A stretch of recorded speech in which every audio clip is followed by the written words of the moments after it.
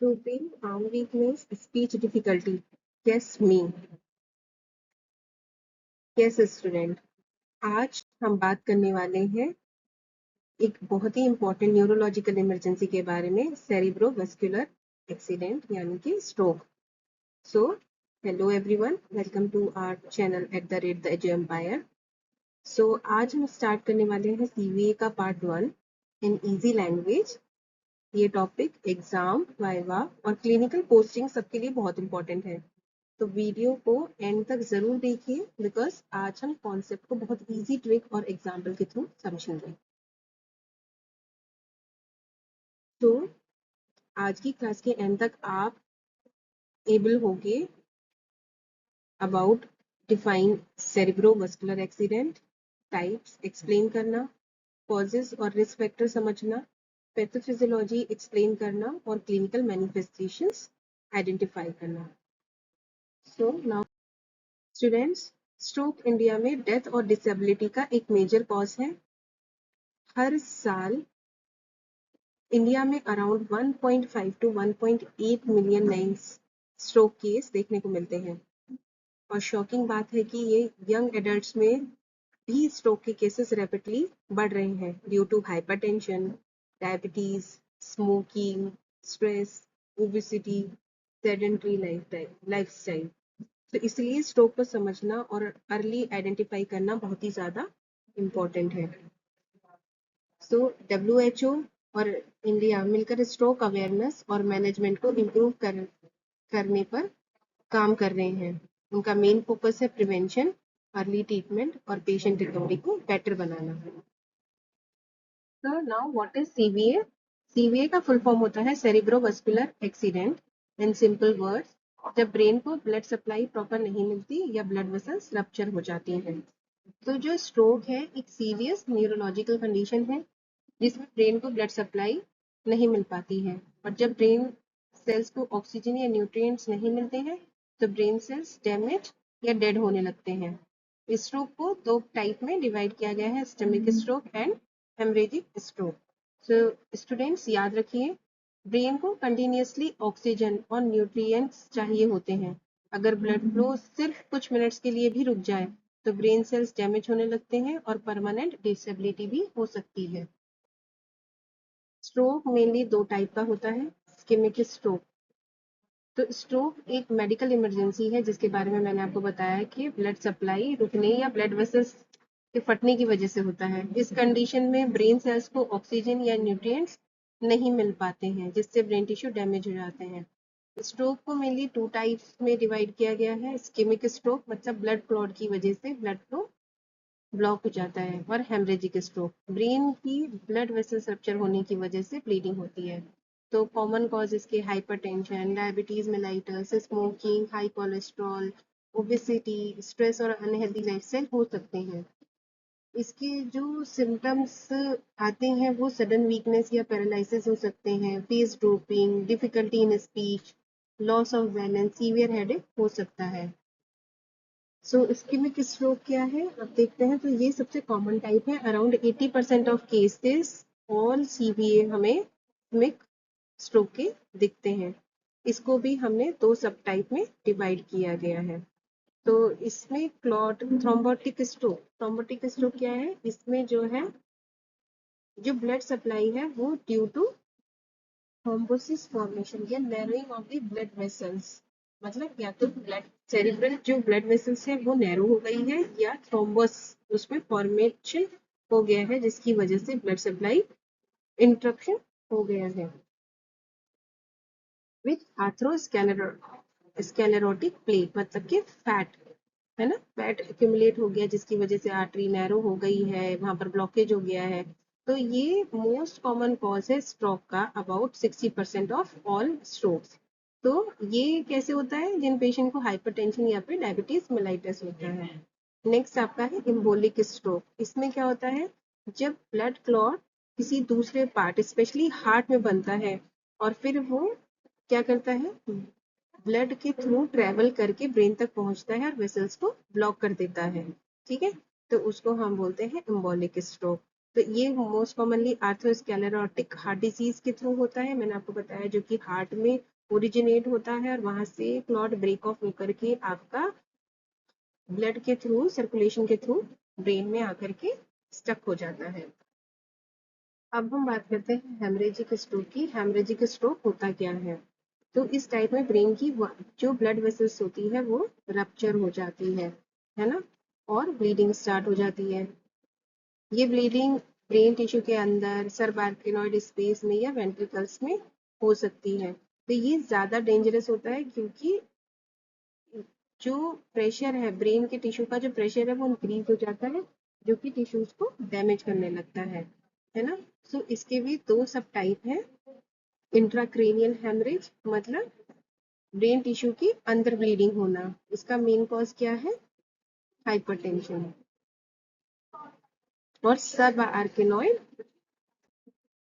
Haemorrhage, तो bleeding SERB आर्किनोइड space में होती है और इसका मेन कॉज है सेरिब्रल एन्यूरिज्म रप्चर। मतलब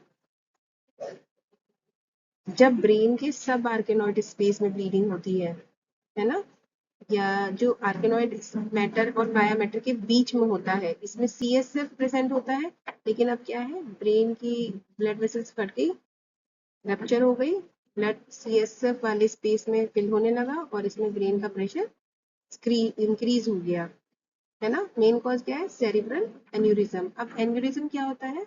ब्लड वेसल्स की वॉल वीक हो जाती है, जो कि बलून लाइक स्ट्रक्चर ले लेती है, मतलब कि बलून जैसी स्वेलिंग बना लेती है। और जब ये वेसल्स वीक हो जाती है तो वेसल्स क्या होती है? रप्चर हो जाती है, जिसकी वजह से ब्लीडिंग स्टार्ट हो जाती है। एन्यूरिज्म के टाइप होते हैं कंजेनाइटल और एक्वायर्ड। कंजेनाइटल मतलब बाई बर्थ प्रेजेंट होता है, और एक्वायर्ड मतलब बाद में डेवलप होता है due to hypertension, smoking, trauma, atherosclerosis.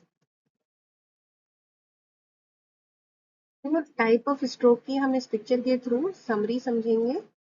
सो जो स्ट्रोक है वो टू टाइप का होता है, ischemic stroke and hemorrhagic stroke. Ischemic stroke क्या होता है? जिसमें प्रॉपर ब्लड सप्लाई ब्रेन तक नहीं पहुंच रही है, या तो पार्शियली या कंप्लीट ऑब्स्ट्रक्शन हो रहा है सेरिब्रल आर्टरी में, ठीक है, जिसकी वजह से क्या हो रहा है? स्किमिक स्ट्रोक हो रहा है। ये अप्रोक्सीमेटली 80% केसेस हमें स्किमिक स्ट्रोक के देखे जाते हैं। और इसको भी टू सब टाइप में डिवाइड किया गया है, थ्रोम्बोटिक स्ट्रोक और एम्बोलिक स्ट्रोक। तो थ्रोम्बोटिक स्ट्रोक क्या है? About 60% of cases thrombotic stroke के देखे जाते हैं और एम्बोलिक के 24% केसेस देखे जाते हैं। थ्रोम्बोटिक स्ट्रोक क्या है? इट जब ब्लड सप्लाई थ्रोम्बोसिस फॉर्मेशन के कारण या फिर सेरिब्रल ब्लड वेसल्स की नैरो होने के कारण क्या हो रही है? ब्रेक हो रही है, इंटरप्ट हो रही है, तो उसको हम थ्रोम्बोटिक स्ट्रोक बोलते हैं, ठीक है। ये यूजुअली हाइपरटेंशन और डायबिटीज मेलाइटिस वाले पेशेंट में देखा जाता है। और एम्बोलिक क्या होता है? जब हमारा ब्लड क्लॉट बॉडी में कहीं और से ट्रेवल करते, सर्कुलेटरी ट्रेवल करके आपकी सेरेब्रल आर्टरी में आता है और स्कीमिया कॉज करता है, तो उसको हम बोलते हैं एम्बोलिक स्ट्रोक। ये most common atherosclerotic heart disease AHD में देखा जाता है, क्योंकि एम्बोलाई वहीं पर ही ओरिजिनेट होता है, फिर ब्रेक ऑफ होता है और प्लग के फॉर्म में ये क्या करता है? सेरिब्रल आर्टरी में आकर के स्टक हो जाता है। Less common of emboli include air और फैट, मतलब एयर और फैट का कम होता है, ये तब होता है जब लॉन्ग बोन फ्रैक्चर होती है। और ये second most common cause of stroke है, अकाउंट 25% ऑफ ऑल सीवीए, आप जैसे पिक्चर में देख सकते हैं। फिर आता है हमारा हेमरेजिक स्ट्रोक। हेमरेजिक का मैंने आपको बताया कि blood vessels, cerebral blood vessels के रप्चर होने से होती है, जिसकी वजह से क्या होता है? ब्रेन में ब्लीडिंग होने लगती है और ये वहीं पर ही जो सब आर्केनोइड स्पेस और वेंट्रिकल्स है वहां पर एक्यूमुलेट होने लगता है। इसको भी फर्दर टू टाइप्स में हमने टू सब टाइप्स में डिवाइड किया है, इंट्रासेरिब्रल हेमरेज एंड सब आर्केनोइड हेमरेज। तो इंट्रासेरिब्रल हेमरेज में ब्रेन के टिश्यू के अंदर ब्लड वेसल्स जब रप्चर हो जाती है तो वहीं पर ही ब्लीडिंग होने लगती है, और इसका मोस्ट कॉमन कॉज हाइपरटेंशन होता है, और इसका जो प्रोग्नोसिस है वो बहुत ज्यादा पुअर होता है। और दूसरा है सब आर्केनोइड स्पेस में हेमरेज होना, मतलब कि सब आर्केनोइड हेमरेज मींस ब्लीडिंग इन सब आर्केनोइड स्पेस, जहां पर सीएसएफ फिल्ड रहता है, अब वहां पर क्या हो रहा है? ब्लीडिंग फिल्ड होने लगी है। और ये usually common cause by rupture of cerebral aneurysm. आप ये देख रहे हैं एन्यूरिज्म है, इसकी वजह जो होती है वो वीक हो जाती है, जिसकी वजह से ये रप्चर हो जाता है।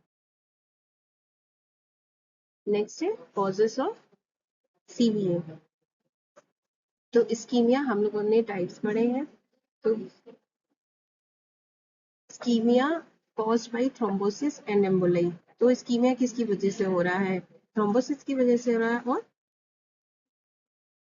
एम्बोलाई की वजह से हो रहा है। तो thrombosis is the most common cause of stroke, है ना। और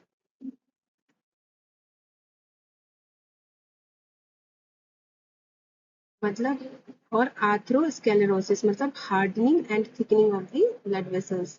then haemorrhage and haematoma, aneurysm rupture, cerebral artery spasm, ये सारे अभी हम लोगों ने टाइप में देखे हैं। Then compression of cerebral blood vessels, कभी कभी ब्रेन की वेसल्स पर प्रेशर पड़ने की वजह से क्या होता है? स्ट्रोक हो सकता है। ये प्रेशर ब्रेन ट्यूमर से भी हो सकता है, या हेड इंजरी, हेड ट्रॉमा से भी हो सकता है, या ब्रेन एब्सेस से भी हो सकता है। इसमें क्या होता है? जो ब्लड फ्लो ब्लॉक हो जाता है और ब्रेन को ऑक्सीजन नहीं मिल पाता है। अब हम देखेंगे स्टूडेंट, रिस्क फैक्टर दो टाइप के होते हैं। एक होता है नॉन मॉडिफाइबल रिस्क फैक्टर और दूसरा होता है modifiable risk factor. Non modifiable risk factor मतलब जिनको हम चेंज नहीं कर सकते, जैसे कि एज। जैसे जैसे एज बढ़ती है ब्लड वेसल्स वीक हो जाती हैं और नैरो हो जाती हैं, और इन पर्सन्स में स्ट्रोक का रिस्क इंक्रीज हो जाता है, स्पेशली ओल्डर एडल्ट्स में। देन जेंडर, इस्केमिक स्ट्रोक जो होता है मेल्स में कॉमन होता है और हेमरेजिक स्ट्रोक फीमेल्स में थोड़ा ज्यादा देखा जाता है। फिर आपका आता है फैमिली हिस्ट्री। अगर फैमिली में किसी को पहले स्ट्रोक हुआ हो तो दूसरे मेंबर में भी रिस्क बढ़ जाते हैं। ये जेनेटिक और लाइफस्टाइल दोनों रीजंस की वजह से हो सकता है।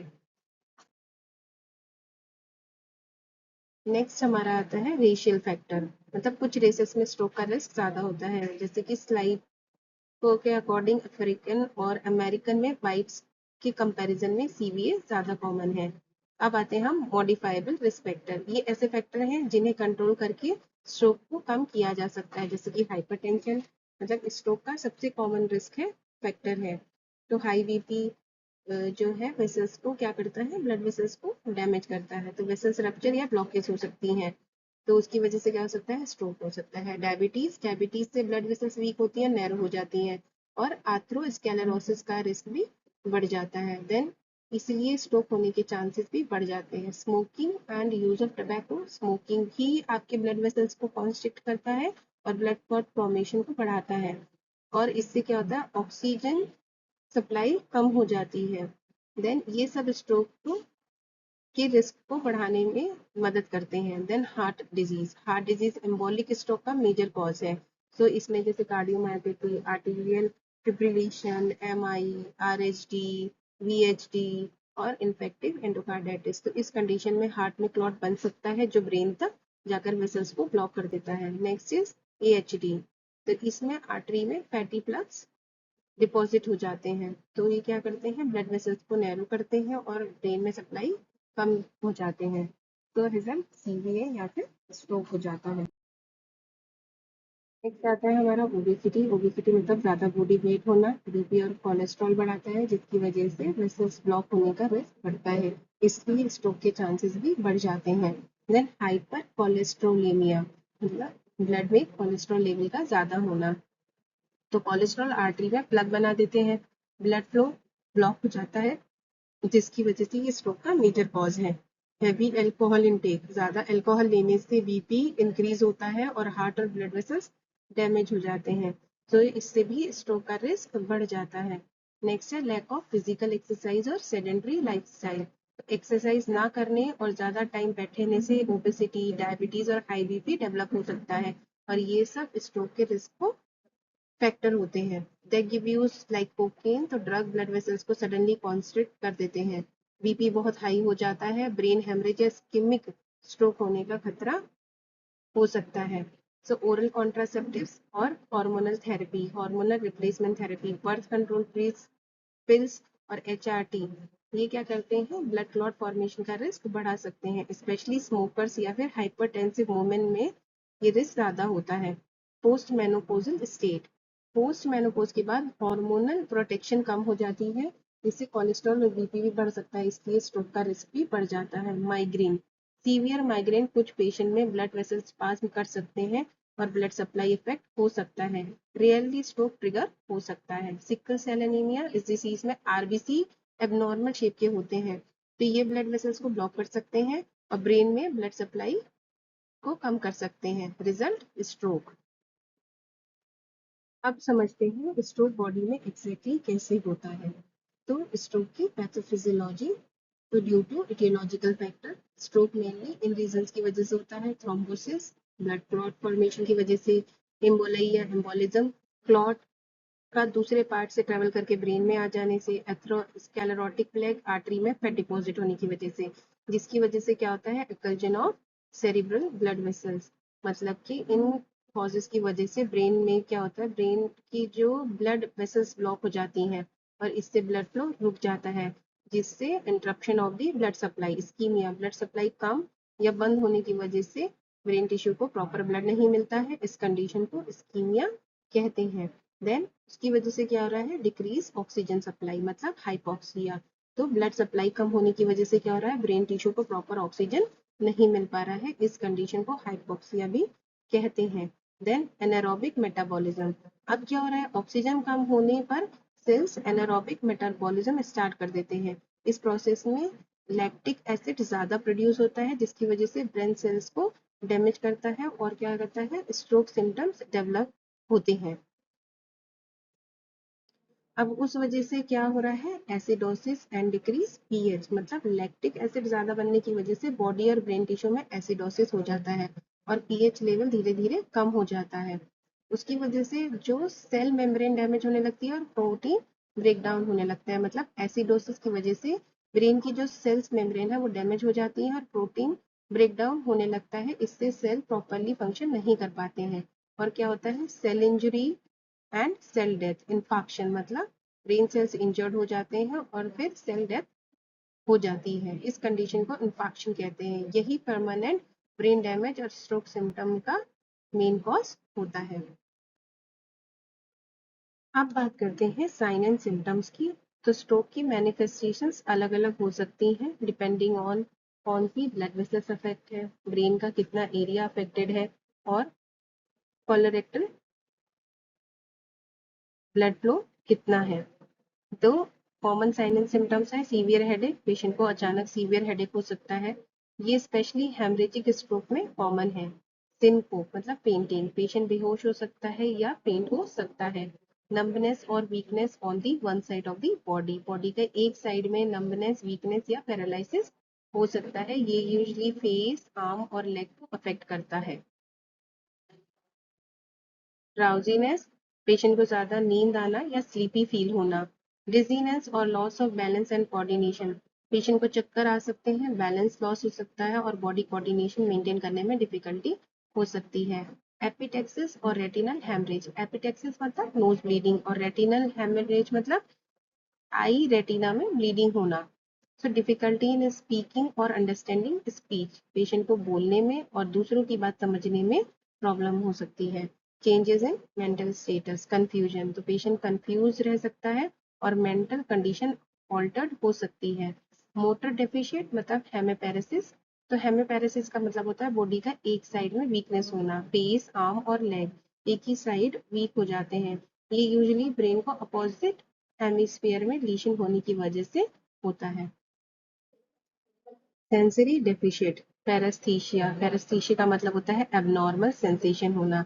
स्ट्रोक में यूजुअली बॉडी के उस साइड में होता है जो ब्रेन लीशन के अपोजिट साइड होती है। पेशेंट को फील हो सकता है नमनेस, टिंगलिंग या पिन या निडल जैसे sensation, specially hands and legs में। हेमी एनेस्थीसिया मतलब होता है बॉडी के एक साइड में सेंसेशन का लॉस होना, पेशेंट को टच, पेन या टेम्परेचर प्रॉपरली फील नहीं होता है।